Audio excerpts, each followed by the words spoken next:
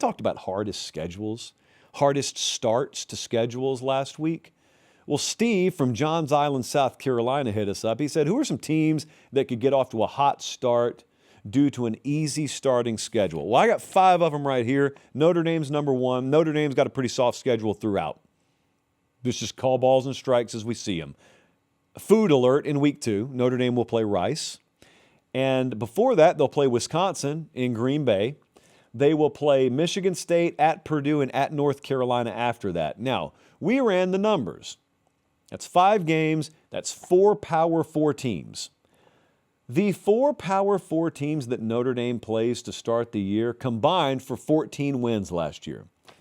Or, put another way, the 4 Power 4 teams that Notre Dame plays to start the year combined for less wins than Indiana had last year. And Indiana was just one team. Really good team, but just one team. So I think Notre Dame stands a pretty good chance. I think that explains their FanDuel odds right now to make the playoffs. They've got the second best odds to win the national title, by the way. Penn State will not escape this conversation.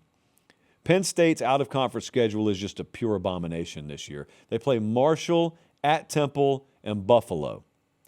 And then they play Wisconsin, and then they play at Northwestern. I advocated for Matt Campbell to get this job. I wanted Matt Campbell to get this job. I thought he deserved it. I thought he was the best fit for Penn State. I'm not above cranking up the hot seat conversation if he loses one of these games. You got to do it, Jesse. Okay? You're bringing in a bunch of transfers. There's no time to experiment against Temple. You guys will have like a 3-1 crowd advantage there too. So, yes, like later in the year, USC comes to town, October 10th. You go to Michigan, and I know we were talking about starts, but that's the sort of the meat of the schedule there, because then you got some Purdue before you go to Washington. It's a very tough game. Minnesota, Rutgers, and Maryland.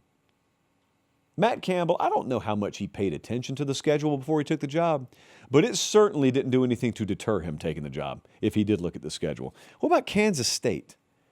We don't want to lose to food, but we also don't want to lose to money. And they play Nichols in week 1. So we don't want to lose to them. You remember back when Kirby took the Georgia job? Hey, quick time out here. Are you subscribed to the channel? It doesn't cost anything. It's free. Please do it. It helps us maintain the show at this level. That's it. That's all I got. Back to the clip. Nicholls State took Georgia down to the wire in Athens. Everyone's forgotten about that game. Frankly, like Nicholls should have won the game. We don't say that much on this show, should have. Because Mima always said if you should have, you would have. But Kansas State, they're bringing Nicholls to town. And then they bring the ghost of Washington State to town. And then they bring Tulane to town. Now, I know that maybe 5 years ago, that out-of-conference portion there, Washington State and Tulane, it would have looked legitimate. I don't know how legitimate those tests will be this year. And then they hop into conference play. They go to Cincinnati, draft and portal-ravaged Cincinnati. And then they got a bye. And then they play Houston.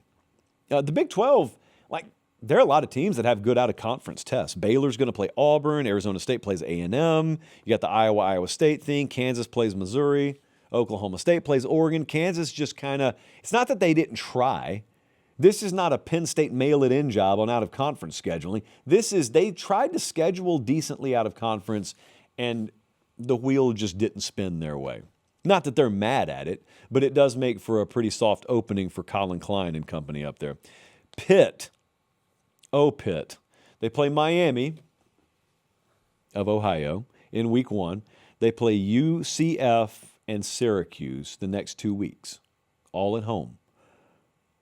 UCF and Syracuse are each bottom 5 teams in the odds to win their respective conferences, just to give you an idea of where they stack up. Then they play Bucknell. Great basketball school historically, like they've made some runs. This, unfortunately, is 11-on-11 football. And then they do dive into conference play. And look, I'm not claiming this is some easy trip to Virginia Tech. However, everybody, including me, is out here thinking James Franklin is just going to have a good year 1. We don't know that. We have no clue what they're going to look like. So James Franklin year 1, and then you got Bill Belichick year 2. Pick your poison there. When does the schedule really bow its neck? It doesn't really do that until late October. And then lastly, it's kind of more difficult when you go to the SEC because all these schedules look the same. I would say Alabama has the most workable early portion of the SEC schedule because they got East Carolina to open the season, and then they go to Kentucky, Florida State at home, South Carolina at home, at Mississippi State. Alabama should start 5-0. Should have means whatever you want it to mean. But their 2 conference games, people are calling me who have no business calling me. One of these guys claims to cover Alabama calling me right now. Kentucky, South Carolina, and Mississippi State are their first 3 conference games. Those are 3 of the bottom 5 teams in the SEC odds right now. So they don't let, contrary to popular belief, they don't let Alabama draw up its own schedule in the league office. If they did, though, I'm not sure that they would draw it up much differently than this. So those are some of the schedules that I'm looking at. I need to remind you about something because we got a little line dropped to us from friend of the program, Matt, who runs Magnolia Foundation the other night. So quick reminder what the Magnolia Foundation is. That's the charity that we partner with here at Pate State.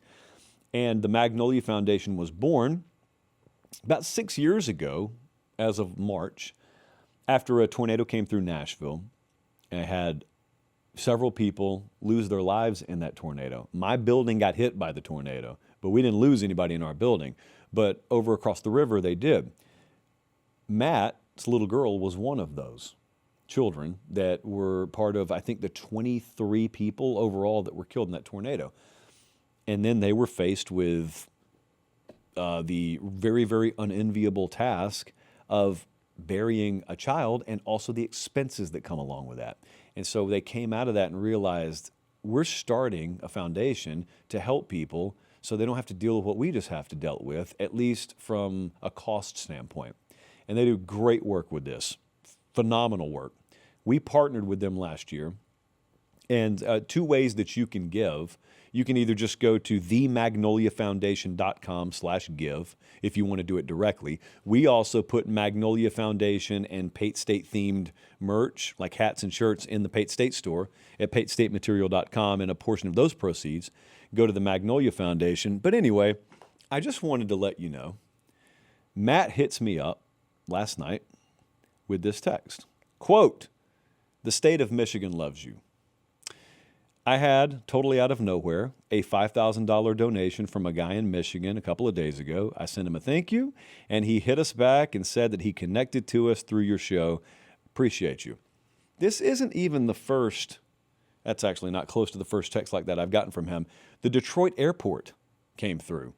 Because I am in the Detroit airport frequently, someone at the Detroit airport heard us mention them on the show and then saw the Magnolia Foundation call to action, and the Detroit airport just stepped up. So the state of Michigan has gone above and beyond to help the Magnolia Foundation. But hey, all seriousness, we really appreciate that. A lot of you have done that. Like a lot of you have bought the merch, and then a lot of you have said, no, I just want to go give directly. How do I do that? Well, themagnoliafoundation.com/give. That's how you do that. They do really, really good and really needed work.